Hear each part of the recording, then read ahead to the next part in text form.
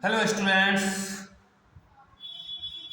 आज के हमारे जो टॉपिक हैं, पहला relation between electric field and potential difference, electrostatic potential due to charge isolated sphere and equipotential surface. आज हम जो है 3 टॉपिक करने जा रहे हैं, तो स्टूडेंट ध्यान से देखें। सबसे पहले हमारा जो टॉपिक है relation between electric field and potential difference. Students, आपको पता है कि किसी पॉइंट चार्ज की वजह से आर डिस्टेंस पर एक इलेक्ट्रिक फील्ड बनता था, जनरेट होता था। तो हम अगर यहाँ पर कोई एक टेस्ट चार्ज रखें तो इस पॉइंट पर इलेक्ट्रिक फील्ड का जो डायरेक्शन होता था away from the positive point charge. Student ध्यान दें, तो ये हमारा इलेक्ट्रिक फील्ड का डायरेक्शन है।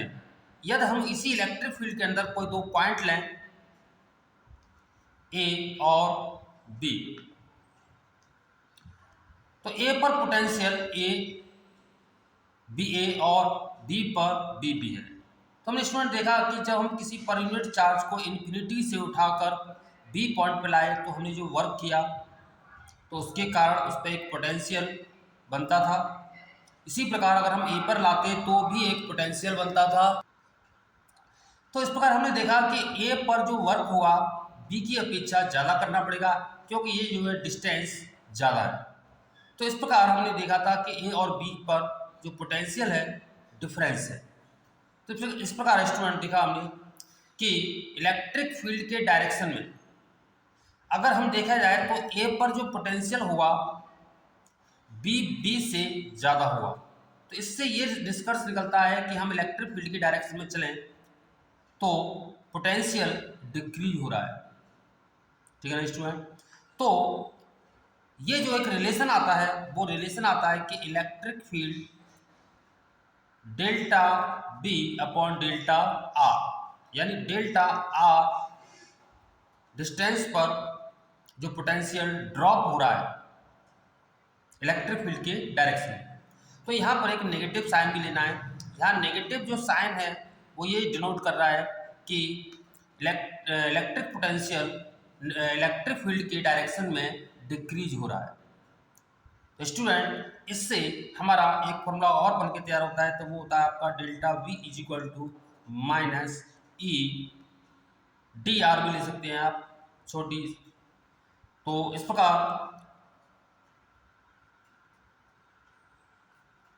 हमारा जो है पोटेंशियल डिफरेंस जो हुआ किन्हीं 2 पॉइंट के बीच में इलेक्ट्रिक फील्ड के बीच में, तो वो आता है आपका minus E d are.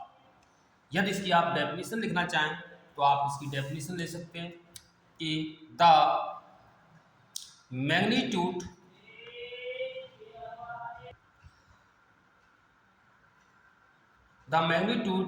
Of electric field is equal to change in potential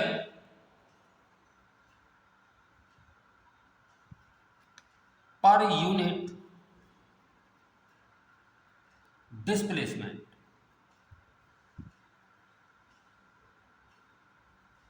ठीक है ना स्टूडेंट।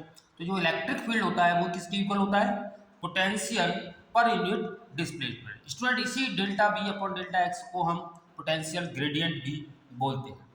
तो स्टूडेंट इस चीज़ का ध्यान रखना, हम इस फॉर्मूले का बहुत यूज करने वाले हैं कि ये होता है आपका electric field and potential difference में एक रिलेशन। बस आपको याद रखना है फॉर्मूला, और आपको ये याद रखना है कि इलेक्ट्रिक फील्ड के डायरेक्शन में आपका जो पोटेंशियल है वो डिक्रीज होता है। तो ये एक रिलेशन है हमारा। और जो दूसरा है टॉपिक वो हम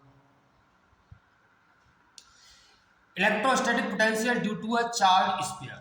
स्टूडेंट यहाँ पर थोड़ा सा ध्यान देने की जरूरत है कि हम किस स्फीयर की बात कर रहे हैं। स्फीयर 2 टाइप के होते हैं, एक कंडक्टिंग एक नॉन कंडक्टिंग। तो हम दोनों को ही लेके चल रहे हैं। तो इसमें बस आपको याद रखना है कि अगर स्फीयर हॉलो है यानी कोई सेल है या सॉलिड है, तीसरी चीज, हॉलो और सॉलिड दोनों ही चाहे कंडक्टिंग हो अथवा नॉन कंडक्टिंग, ठीक है ना स्टूडेंट, कंडक्टिंग या फिर नॉन कंडक्टिंग। बट इसमें एक चीज ध्यान रखना है कि सॉलिड नॉन कंडक्टिंग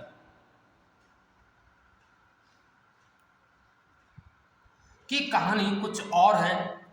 तो इसमें ये जो है इसके लिए अलाउ नहीं होगा ये डिविजन्स। क्यों? क्योंकि हॉलो और सॉलिड चाहे कंडक्टिंग और नॉन कंडक्टिंग हो, इस केस को अगर छोड़ दिया जाए सॉलिड नॉन कंडक्टिंग को, तो उस केस में क्या हुआ कि चार्ज लाई ऑन सरफेस। हमने ये देख चुके हैं पहले भी कि चार्ज जो है सरफेस पे लाई करता है। बट अगर सॉलिड नॉन कंडक्टिंग की बात करें, उस केस में चार्ज इन साइड में भी होता है, सरफेस पे भी, यानी एक तरह से यूनिफॉर्म भी डिस्ट्रीब्यूट होता है पूरे वॉल्यूम में।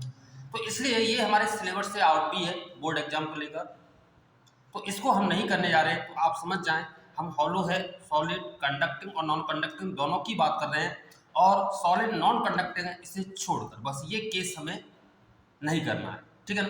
तो स्टूडेंट देखें ध्यान से, तो इसका दो तरह से हम इसको सॉल्व कर सकते हैं। तो पहला है कि मान लो कि हमारे पास कोई एक स्फीयर है और इसको हमने कोई चार्ज किया और वो चार्ज इस सरफेस पर यूनिफॉर्मली डिस्ट्रीब्यूट हुआ। अब ये कंडक्टिंग भी है, नॉन कंडक्टिंग भी हो सकता है, हॉलो भी हो सकता है, सॉलिड भी हो सकता है, बस सॉलिड नॉन कंडक्टिंग नहीं होना चाहिए, ठीक है ना स्टूडेंट। तो इसका एक तरीका तो ये है कि हम इलेक्ट्रिक फील्ड हमने निकाला था स्टूडेंट इसके सेंटर ओ से, तो वो इलेक्ट्रिक फील्ड जो आया था पिछली वीडियो हमने बनाया था कि E is equal to 1/4πε0 Q/r। तो इसके लिए हम ये कह सकते हैं कि इस पूरे चार्ज को हम सेंटर पर मान सकते हैं, यानी ये एक पूरा जो चार्ज Q है इसको हम पॉइंट चार्ज मान सकते हैं। तो हम चाहें तो इससे हमें पोटेंशियल फाइंड कर सकते हैं इसे पॉइंट चार्ज मानकर। तो हमारी तीन कंडीशन लेनी है, एक तो हमें outside at the point P और सरफेस मान लो Q, और एक इनसाइड में कोई पॉइंट ले लेते हैं मान लो S, जो भी। तो हमें तीन केस बनाने हैं, बाहर, सरफेस पर और इसके अंदर, ये पोटेंशियल हमें फाइंड करना है। तो स्टूडेंट ध्यान से देखें। तो स्टूडेंट्स सबसे पहले हम इस स्फीयर के आउटसाइड में हमें पोटेंशियल फाइंड कर रहे हैं, तो B आउटसाइड यानी एट द पॉइंट P यानी B, ये फाइंड करना है। तो इसके लिए मान लो कि इसके सेंटर से इस पॉइंट P की जो डिस्टेंस है वो R है, स्मॉल, और सपोज इस स्फीयर की जो रेडियस है वो हम कैपिटल R लेट कर लेते हैं। तो हमें आउटसाइड की बात कर रहे हैं पोटेंशियल की, तो इसके दो तरीके हैं। एक तो ये है कि अगर हम चाहें तो डायरेक्टली ये बता सकते हैं कि इस पूरे चार्ज को हम सेंटर पर मान सकते हैं, यानी एक पॉइंट चार्ज बात लिख के, और इस पॉइंट चार्ज से R डिस्टेंस पर जो पोटेंशियल का फॉर्मूला था वो आपको पता है क्या था, 1/4πε0 Q/r। तो आप चाहें तो ये भी फॉर्मूला डायरेक्ट ही लिख सकते हैं इसमें, लेकिन अगर आपको प्रूफ करना है तो इसके लिए हमें, अभी मैंने फॉर्मूला बताया कि इसे delta V is equal to -E/dr, ठीक है ना स्टूडेंट। तो हमें ये पता है R डिस्टेंस पर जो इलेक्ट्रिक फील्ड होता था वो आपका कितना आएगा। तो इसके लिए हमें क्या करना होगा स्टूडेंट, इसको इंटीग्रेट कर देंगे, तो ये आपका आएगा E 1/4πε0 Q/r² इंटू dr, यानी -Q/4πε0 बाहर निकाला और इसको R-2dr। इसके लिए हमें क्या करना होगा, -Q/4πε0 इसका इंटीग्रेशन R⁻⁻1/-1, ठीक है ना स्टूडेंट। यदि हम ये मान लिया जाए कि अगर हम चार्ज को इन्फिनिटी से P पर लाए हैं किसी टेस्ट चार्ज, यानी इन्फिनिटी से इन्फिनिटी टू P, यानी P मीन्स R डिस्टेंस पर ला, तो ये आपका इन्फिनिटी से R डिस्टेंस पर जो आपका फॉर्मूला बनके तैयार हुआ वो आपका आएगा, माइनस बाहर आया आपका तो Q अपॉन 4πε0, और ये 1/r मतलब 1/r माइनस 1/∞, ये 0 हो जाएगा। तो इस प्रकार आपका जो पोटेंशियल आएगा एट द पॉइंट P, तो वो आएगा आपका कितना स्टूडेंट, इसको इंडिकेट किया तो ये एट द पॉइंट P पर, तो ये BP ये हो जाएगा आपका 1/4πε0 Q अपॉन R। तो ये था, यही हमारा, अब हम चाहते हैं तो डायरेक्टली लिख सकते हैं, कोई दिक्कत नहीं इसमें। अब हम बात करते हैं एट द सरफेस, यानी अब जो चार्ज इस पॉइंट S पर यानी सरफेस पर कितना पोटेंशियल आएगा। तो स्टूडेंट आपको कुछ नहीं करना है कि जो R है अब वो घटकर आपकी कैपिटल R पर R हो जाएगी, यानी स्फीयर की जो रेडियस है इसके ऊपर। तो इस फॉर्मूले में हम स्मॉल r की जगह कैपिटल R पुट कर देंगे, तो हमारा जो है सरफेस पर पोटेंशियल फाइंड हो जाएगा। वो आएगा आपका 1/4πε0 Q अपॉन कैपिटल R। तो ये था हमारा सरफेस पर और आउटसाइड। अब हम थर्ड पॉइंट लेते हैं। थर्ड पॉइंट हमारा इनसाइड द सरफेस, यानी सरफेस के अंदर, यानी इस पर कोई एक पॉजिटिव चार्ज है और इसकी जो रेडियस है वो कैपिटल R है। तो कोई एक पॉइंट ले लिया हमने इस सरफेस के अंदर, कोई पॉइंट सपोज वो Q है, जिस पर हमें पोटेंशियल फाइंड करना है। तो स्टूडेंट ध्यान दें, आपको पता होगा कि पिछली वीडियो हम देख चुके हैं कि इन साइड में चार्ज जीरो होने की वजह से इलेक्ट्रिक फील्ड भी क्या होता है, आपका जीरो होता है। ठीक है ना, आपको ये पता है सब। तो इस हिसाब से हमारा जो पोटेंशियल डिफरेंस डेल्टा बी अगर हम Q पॉइंट पर निकालना है तो क्या आएगा, -E/d/r, यानी इलेक्ट्रिक फील्ड इन साइड में जीरो होने से ये पूरा जीरो।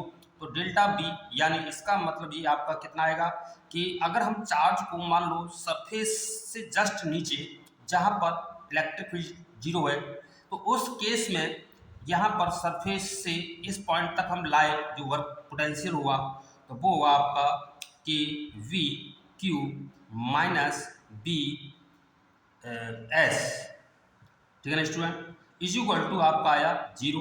यानी इसका मतलब Q पॉइंट पर जो पोटेंशियल आया वो जो सरफेस पे है उसी के इक्वल, यानी Q पॉइंट पर जो पोटेंशियल है वो BS के इक्वल हुआ, और BS हमने निकाला था 1/4πε0 Q अपॉन R। तो इस प्रकार हम स्टूडेंट ये देखते हैं कि सरफेस और इनसाइड में जो पोटेंशियल कांस्टेंट रहता है, यानी दोनों जगह इक्वल होता है। सरफेस पे ये था और Q पॉइंट पर भी यही रहता है, लेकिन इलेक्ट्रिक फील्ड इनसाइड में आपका जीरो होता है। क्यों, ठीक है ना स्टूडेंट। अच्छा, अब हम बात करते हैं इसकी ग्राफ की। तो स्टूडेंट अगर हम ग्राफ की प्लॉट करें तो ये डिस्टेंस को डिनोट कर रहा है, ये एक्सिस, और ये सपोज पोटेंशियल को V को डिनोट कर रहा है। तो हम स्फीयर की बात कर रहे हैं, अगर हम स्फीयर एक बनाएं यहाँ पर और रेडियस R है, तो हमने ये देखा कि सरफेस और इनसाइड में जो पोटेंशियल है वो सेम था। इसका मतलब ये है कि अगर हम इस स्फीयर के सेंटर से सरफेस पे जाते हैं तो पोटेंशियल सेम है, तो हमारा एक ग्राफ जो बनेगा यहाँ से यहाँ सरफेस तक वो एक स्ट्रेट लाइन होगा। इसके बाद हमने ये देखा कि जब हम आउटसाइड जा रहे थे तो हमारा जो पोटेंशियल था वो 1/r स्क्वायर के इक्वल था, तो R के इक्वल था। तो इस प्रकार हमने ये किया, हमारा जो ग्राफ बनेगा एकदम से नीचे जाना शुरू होगा, यानी डिस्टेंस के साथ पोटेंशियल डिक्रीज होना शुरू हो जाएगा। ठीक है ना स्टूडेंट, तो ये था हमारा ग्राफ किसी स्फेरिकल सरफेस। ठीक है ना स्टूडेंट। अब स्टूडेंट्स हम बात करने जा रहे हैं इक्विपोटेंशियल सरफेस क्या होता है। तो स्टूडेंट सपोज कोई एक चार्ज है और हमें पता है किसी पॉजिटिव चार्ज से जो लाइंस हैं नॉर्मली निकलती हैं, और अगर हम इस चार्ज को सेंटर मानकर कोई एक स्फीयर बनाए किसी भी रेडियस का, तो ये जो सरफेस होगा इस पर जो पोटेंशियल होगा हर पॉइंट पर सेम होगा, यानी V B B। तो इस सरफेस को हम कहते हैं स्टूडेंट इक्विपोटेंशियल सरफेस। अज्ञात हम इस स्फीयर को और बड़ा कर दें, यानी रेडियस डबल कर दें या कुछ भी कर दें और इसको सेंटर मानकर कोई स्फीयर बनाएं, तो इस पर भी जो पोटेंशियल होगा स्टूडेंट वो भी आपका सेम होगा। यदि यहाँ पर हम V1 लेट कर लें तो इस सरफेस पर आपका मान लो V2 है तो इस पर सब पर V2 ही होगा। इस प्रकार हम जो है कई सरफेस बना सकते हैं, तो सबका जो पोटेंशियल सेम होगा, बट हर सरफेस का अगर हम सेंटर की तरफ जाते हैं तो ये पोटेंशियल डिफरेंस शुरू हो जाएगा। ठीक है ना स्टूडेंट। तो इक्व पोटेंशियल सरफेस आपकी समझ में आ गया होगा कि एक ऐसा सरफेस जिसके ईच पॉइंट पर पोटेंशियल सेम हो, that is potential difference zero हो। अब स्टूडेंट ध्यान दें कि इसकी कंडीशंस क्या होती है कि इस पर पोटेंशियल ऑलवेज एवरी पॉइंट पर क्या है आपका सेम, तो वर्क क्या हुआ, यानी अगर हम किसी चार्ज को इस सरफेस पर एक पॉइंट से दूसरे पॉइंट पर ले जाएं तो हमारा जो वर्क डन हुआ वो आपका जीरो हुआ। क्यों हुआ? By the definition of potential हमने देखा था कि पोटेंशियल जो डिफरेंस है वो फॉर्मूला होता था आपका W/Q0। तो स्टूडेंट पोटेंशियल जो डिफरेंस है इस सरफेस पर, अगर यहाँ V2 है और इस पॉइंट से चार्ज को उठाकर मान लो A से B पर गए तो यहाँ पर भी आपका पोटेंशियल V2 ही होगा। अब दोनों का पोटेंशियल डिफरेंस कितना हुआ student? V2 minus V1, it means zero. तो ये आ जाएगा आपका W/Q0, तो आपका वर्क आएगा जीरो। तो इस प्रकार से स्टूडेंट किसी इक्विपोटेंशियल सरफेस पे चार्ज को एक प्लेस से दूसरे प्लेस पे ले जाने में वर्क आपका जीरो होता है। क्यों होता है? क्योंकि पोटेंशियल डिफरेंस जीरो होता है। ठीक है ना स्टूडेंट। दूसरी चीज स्टूडेंट, दो इक्विपोटेंशियल सरफेस एक दूसरे को कभी भी इंटरसेक्ट नहीं करेंगे। इट मीन्स क्यों? ऐसा क्यों होगा कि यदि हम ये मान लिया जाए कि दो हमारे सरफेस है और वो एक दूसरे को इंटरसेक्ट कर रहे हैं तो ये पॉसिबल क्यों नहीं? तो देखो स्टूडेंट, मान लिया कि हमारे पास कोई एक सरफेस ही है और जिस पर पोटेंशियल सेम है ईच पॉइंट, और एक सरफेस हमारा, चलो हम इसके एक परपेंडिकुलर ले लेते हैं।